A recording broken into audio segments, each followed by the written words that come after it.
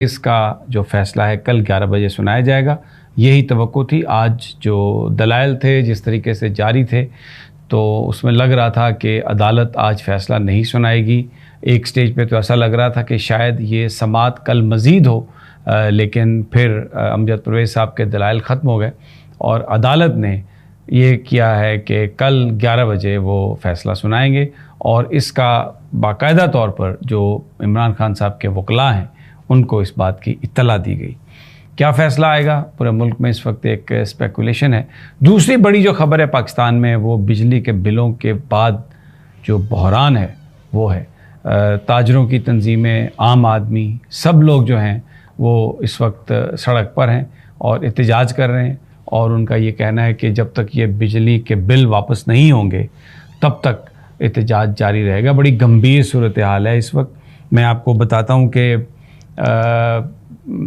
جو ہر چھوٹے بڑے شہر میں آج جلسے پھر ہوئے، جلوس نکلے، اور اس میں جو کراچی چیمبر آف کامرس ہیں انہوں نے یہ کہا ہے کل تک آپ ریلیف کا اعلان کریں بجلی کے بلوں میں، اور اگر آپ کل تک نہیں کرتے اعلان تو بڑا پرابلم ہو جائے گی. میں آپ کو یہ طارق یوسف صاحب جو چیمبر آف کامرس کے جو پریزیڈنٹ ہیں انہوں نے یہ کہا ہے کہ کراچی چیمبر پر اس کے تمام ممبران خصوصاً ایس ایم ایز اور چھوٹے تاجروں کی طرف سے زبردست دباؤ ہے.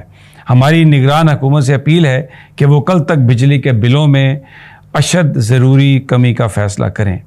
غریب عوام اور تاجر برادری سخت مایوسی کا شکار ہیں اور ہمارے لیے مزاحمت پر قابو پانا بہت مشکل ہوتا جا رہا ہے. نگران وزیر اعظم کل تک بجلی کی قیمت میں ریلیف کا اعلان کر دیں تو کراچی کی پوری تاجر برادری اور پورا پاکستان آپ کا مشکور ہوگا، اور اگر وہ یہ اعلان کر دیں تو لوگ پرسکون ہو کر اپنے کاموں میں لگ جائیں گے. نگران وزیر اعظم اور وزیر توانائی سے بذریعہ زوم کے سی سی آئی کے ساتھ اجلاس بلانے کی بھی ہم درخواست کرتے ہیں. یہ اس وقت تاجر کہہ رہے ہیں اور یہ پورے پاکستان سے آوازیں آ رہی ہیں. جماعت اسلامی نے بھی جمعے کو اسٹرائک کی کال دی ہے اور کہا ہے کہ پہیہ جام ہوگا، اور اس وقت لوگ اب گھروں میں واپس جانے کے لیے تیار نہیں ہیں.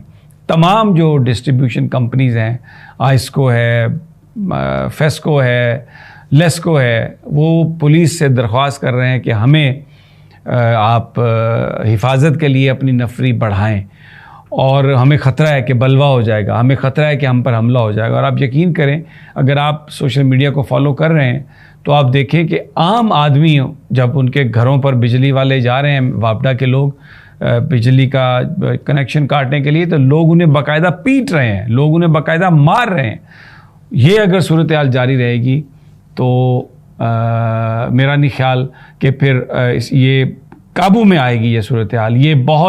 یہ جس پیمانے پر اس وقت پاکستان میں لوگ احتجاج کر رہے ہیں اس کی صورت ہمیں بڑھتی ہوئی نظر آتی ہے اگر جو وزیر اعظم صاحب نے ریلیف کا اعلان نہ کیا. اب وزیر اعظم کے پاس تو جو ریلیف ہے اس کی کوئی ان کے پاس کوئی آپشن نہیں ہے، اس لیے کہ آئی ایم ایف کے ساتھ جو ایگریمنٹ ہے وہ اس کو ری نیگوشیٹ کرنا یا اس کی جو مین جو شقیں ہیں اس میں تبدیلی انوار الحق کاکڑ صاحب نہیں کر سکتے. یہ ایک سب سے بڑی پرابلم ہے. اگر سبسڈی دی جاتی ہے تو اس کو آئی ایم ایف نہیں مانے گا، اور اگر آئی ایم ایف نہیں مانتا تو جو اگلی ٹرینچ ہے ہماری $1 بلین کی وہ ہمیں نہیں ملے گی. تو آلریڈی ڈالر جو ہے وہ اوپر اس کی قیمت جا رہی ہے، اور تمام جو حکومتی کوششیں ہیں، کاوشیں ہیں، جو توقع کی جا رہی تھی ڈاکٹر شمشاد صاحبہ سے کہ وہ اس میں کمی کریں گی، وہ نہیں اس میں کمی لا سکی. انٹر بینک ریٹ اور جو اوپن مارکیٹ ہے اس میں تقریباً $15 کا اس وقت فرق ہے، اور ڈالر اویلیبل نہیں ہے. ڈالر کی ایران اور افغانستان میں اسمگلنگ اسی طرح جاری ہے. اقتصادی صورتحال بڑی دگرگوں ہو چکی ہے اس وقت پاکستان کی. آپ بازار میں جائیں، آج صبح اگر آپ نے کوئی چیز $5 میں خریدی ہے، شام میں جائیں گے تو وہ $7 کی ہے، دوسرے دن جائیں گے تو وہ $9 کی ہے. کوئی قیمتوں پر کسی کا کنٹرول نہیں ہے، اور عام آدمی جو ہے اس کی زندگی بالکل تلخ ہو کے رہ گئی ہے، اور سیاستدانوں پر سے لوگوں کا اعتماد جو ہے وہ اٹھتا جا رہا ہے. ان حالات میں ایک لوگوں کی طرف سے ایک ڈیمانڈ بڑھتی جا رہی ہے کہ عمران خان کو واپس لایا جائے، عمران خان کے ساتھ بات کی جائے. دنیا جو ہے وہ عمران خان کے ساتھ کام کرنے کے لیے تیار ہے، اور ایک موقع ملنا چاہیے عمران خان کو. اس کے ساتھ جو کچھ بھی ہو رہا ہے اس کو ختم ہونا چاہیے، اس زیادتی کو، اور عمران خان کو باہر لا کر سسٹم کا حصہ بنانا چاہیے. اب ان حالات میں خواہش تو ہمیں یہ لگ رہی تھی کہ جو نگران ہیں وہ شاید آگے چلے جائیں گے اور الیکشن 90 دنوں میں نہیں ہوں گے، لیکن جس طریقے سے یہ پریشر بلڈ اپ ہو رہا ہے تو ایسا لگ رہا ہے کہ ان کے لیے آگے لے جانا کوئی اتنا آسان کام نہیں ہے، یہ بڑا مشکل ہو جائے گا. دوسری طرف اب سپریم کورٹ آف پاکستان بھی جو ہے اس میں بھی کل ایک بڑا امپورٹنٹ کیس ہے، نیب کا کیس ہے، نیب قوانین کے حوالے سے کیس ہے، اور اس میں اگر وہ کیس ریورس ہو جاتا ہے، اگر وہ فیصلہ آ جاتا ہے کہ جو لیجسلیشن کی گئی ہے وہ پرسن اسپیسیفک ہے یا جو آئین کی بنیاد سے متصادم ہے، جو کہ نظر آ رہا ہے یہ فیصلہ ہو سکتا ہے، تو پھر یہ بہت بڑی ایک پی ڈی ایم کی لیڈرشپ کے لیے ایک بڑی پرابلم ہوگی، کیونکہ جو کیسز معاف کرائے گئے ہیں وہ سارے کے سارے دوبارہ شروع ہو جائیں گے.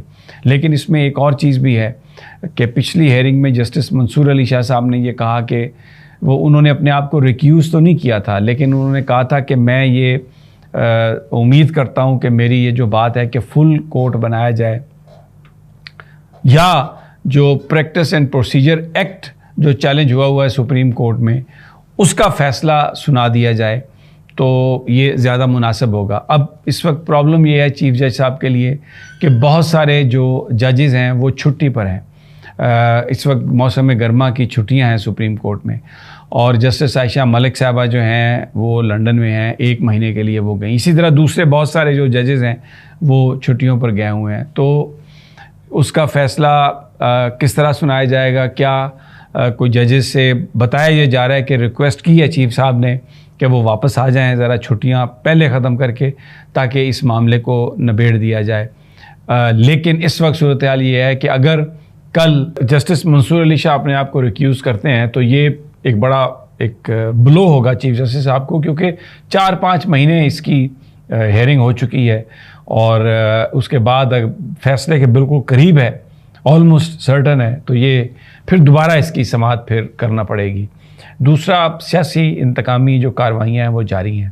ایمان مزاری کو ایک اور مقدمے میں پکڑ لیا گیا ہے، وہ ضمانت پر رہا ہوئی ہیں، تو بارہ میں جو تھانے میں پرچہ درج ہے اس میں انہیں پکڑ لیا گیا، اور بڑی مضحکہ خیز انداز میں سیاسی جو مخالفین ہیں پی ڈی ایم کے، ان کو پینلائز کیا جا رہا ہے. اب شہریار افریدی صاحب پر ایک اور پرچہ درج کر لیا گیا بہاولپور میں کہ انہوں نے گندم چورائی ہے. اب آپ دیکھیں، سابق وزیر کبھی زندگی میں وہ بہاولپور نہیں گئے ہوں گے. یہ بالکل ایسا ہی مقدمہ ہے جیسا چودھری ظہور اللہ پر بھینس چوری کا مقدمہ کر دیا گیا تھا. تو اس وقت ملک میں افراتفری ہے، لوگ اپنی مہنگائی کے ہاتھوں پریشان ہیں، اور گورنمنٹ جو ہے وہ بجائے اس کے کہ لوگوں کے معاملات کو سمجھے، ان کی دادرسی کرے، وہ جس انداز میں نواز شریف کے مخالفین کو پینلائز کرنے کی کوشش کر رہی ہے، ان پر پرچے بنائے جا رہے ہیں، ان کو جیلوں میں بند کیا جا رہا ہے، ان کو جیلوں میں رکھا جا رہا ہے. ایسا لگ رہا ہے کہ یہ جو پی ڈی ایم کی گورنمنٹ ہے، یہ موجودہ نگران حکومت اسی کی کنٹینیوشن ہے.